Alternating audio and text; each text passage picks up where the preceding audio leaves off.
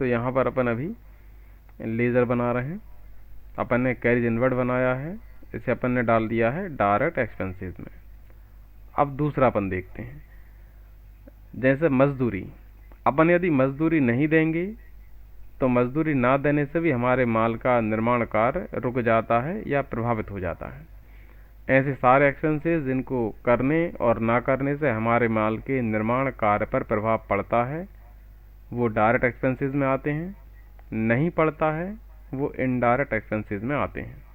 तो मजदूरी देने और ना देने से हमारे माल के निर्माण कार्य पर प्रभाव पड़ता है, इसलिए डायरेक्ट एक्सपेंसेस में आएगा। तो यहाँ पर अपन डायरेक्ट एक्सपेंसेस को सिलेक्ट कर लेते हैं। तो यहाँ अपन ने लिखा वेजेस अकाउंट, और अपन अंडर में भेज रहे हैं डायरेक्ट एक्सपेंसेस में। इसी प्रकार अपन और भी ऐसे कोई व्यय करते हैं जिनका सीधा संबंध माल के निर्माण कार्य से होता है, तो वो सभी डायरेक्ट एक्सपेंसेस कहलाते हैं। अब अपन कुछ इनडायरेक्ट एक्सपेंसेस के नाम यहाँ पे समझ लेते हैं।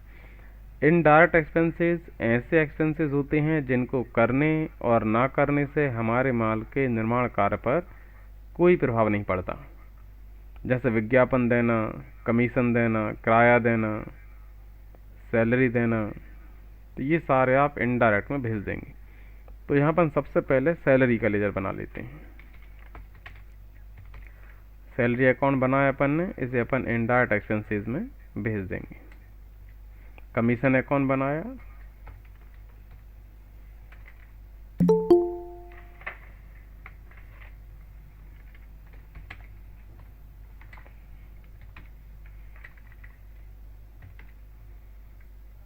इसे अपन इनडायरेक्ट एक्सपेंसेस में भेज देते हैं। इसी प्रकार अपन रेंट अकाउंट ही बना लेते हैं, अपन इसको ही भेजेंगे इनडायरेक्ट एक्सपेंसेस में। अपन ने कुछ डायरेक्ट और इनडायरेक्ट एक्सपेंसेस के लेजर बना लिए हैं। अब इनकी एंट्री कैसे करते हैं वो अपन समझ लेते हैं। एंट्री करने के लिए अपन पहले एंटर प्रेस कर इन सब लेजर को सेव कर देते हैं। ये सब सेव हो चुके हैं। अब अपन एस्केप बटन द्वारा वापस पहुंचेंगे गेटवे ऑफ टैली पर और भी प्रेस करेंगे वाउचर एंट्री करने के लिए।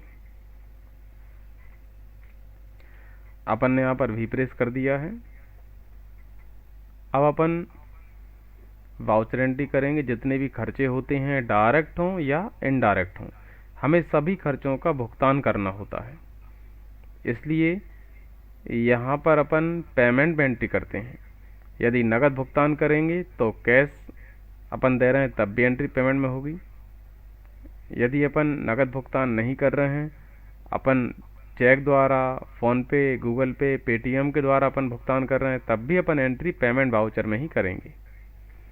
वाउचर एंट्री करने का मतलब होता है जिस तरह का व्यवहार है उसी से संबंधित वाउचर को सिलेक्ट कर उसमें नियम अनुसार एंट्री अपन करते हैं, उसको वाउचर एंट्री करना कहते हैं। अब यहाँ पर अपन सबसे पहले आवक गाड़ी भाड़ा की एंट्री कर लेते हैं। माना कि 1000 रुपये आवक गाड़ी भाड़ा दिया है। जब 1000 रुपये आवक गाड़ी भाड़ा दिया है तो अपन बाय में लिखेंगे कैरीज इनवर्ड। सारे खर्चों को, व्यय को, हानियों को हमेशा आपको बाय करना है। बाय मतलब डेबिट। तो अपन सभी खर्चों को, व्यय, हानियों को बाय करेंगे। तो अपन बाय में खर्चों के नाम लिखेंगे। अपन लिख रहे हैं कैरीज इनवर्ड 1000 रुपये। कैश दिया है तो अपन 2 में लिखेंगे कैश। कैश को सिलेक्ट करेंगे और इंटर प्रेस करेंगे। अपन नरेशन लिख देंगे अपन बीइंग पेड कैरीज इनवर्ड, आवक गाड़ी भाड़ा दिया। एंटर और एंटर प्रेस करेंगे तो ये सेव हो जाएगी एंट्री। अब इसके बाद अगला था अपना मजदूरी दी है, तो अपन यहाँ पर बाय में लिखेंगे वेजेस। वेजेस अकाउंट लिखा अपन ने। माना कि 700 रुपये दे दी मजदूरी तो अपन ने 700 रुपये लिखा, कैश दी है तो अपन ने यहाँ पर कैश को सिलेक्ट कर लिया है और लिखेंगे बीइंग पेड वेजेस।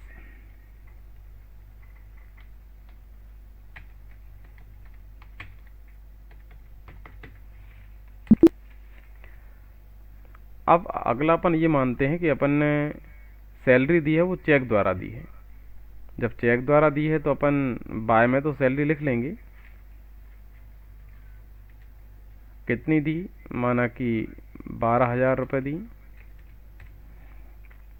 चेक द्वारा दी है तो अपन टू में लिखेंगे बैंक।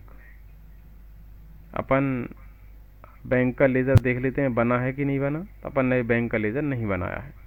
यदि हमने कोई लेज़र नहीं बनाया हो और हम एंट्री कर रहे हैं और हमें यहीं से लेज़र बनाना है, डायरेक्ट हमें लेज़र पर पहुंचना है, तो शॉर्टकट होता है अल्टर सी।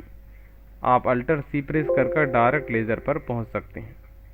अब यहाँ पर हम बैंक का लेज़र बना रहे हैं। अपन ने लिखा है बैंक अकाउंट। बैंक का नाम भी आप लिख सकते हैं, यदि आपके एक से ज़्यादा बैंक में अकाउंट हैं तो यहाँ बैंक का नाम भी लिख देते हैं। अपन SBI लिख दिया। SBI बैंक अकाउंट को या किसी भी बैंक अकाउंट को आप बना रहे हैं तो अंडर में आप उसे बैंक अकाउंट में ही डालते हैं। तो अपन ने बी प्रेस कर लिया है और अपन बैंक अकाउंट यहाँ से सिलेक्ट कर रहे हैं। अपन अपना अकाउंट नंबर डाल देंगे, बैंक का एड्रेस क्या है, स्टेट कौन सी है, पिन कोड क्या है, एरिया का, वो अपन यहाँ सब लिख देंगे। तो इस तरह से एंट्री हो जाएगी। बाय में आपने लिख दिया है सैलरी अकाउंट, टू में लिख दिया है बैंक का जो भी नाम है वो मैंने लिख दिया है।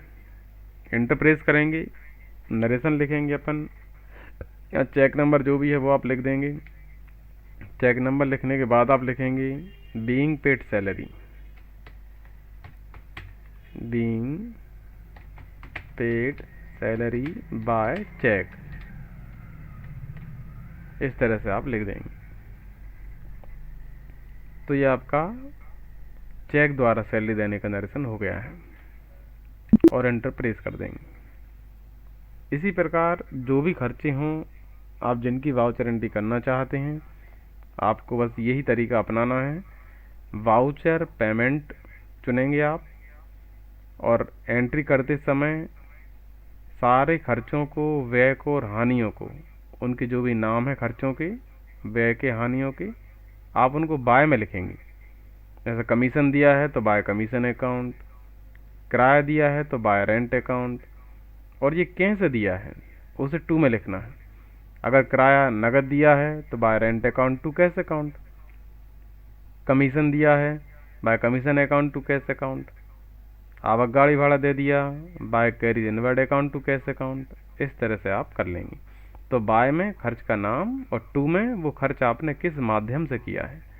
कैश किया है तो टू में कैश, चेक द्वारा किया है तो बैंक, गूगल पे, फ़ोन पे, नेट बैंकिंग, पेटीएम, इन के द्वारा किया है तब भी आप टू में बैंक करेंगे, इस तरह से। तो अभी इसमें किसी कुछ पूछना है?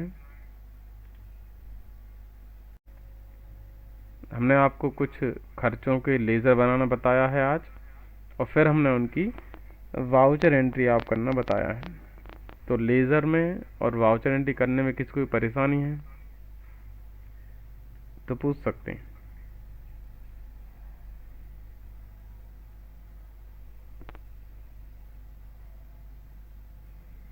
ठीक है, किसी को नहीं पूछना तो आगे अपन अगली क्लास में कल समझेंगे। कल अपन कुछ और लेज़रों को समझेंगे। तब तक आप जो हमने आज बताए हैं इसके हम वीडियो भी आपके पास तक भेज देंगे। आप इनको कर देखना और इनमें कोई समस्या हो तो वह हमसे कल पूछ लेना। कुछ और लेज़र और कुछ और वाउचर एंट्री हम आपको अगली क्लास में कल बता देंगे।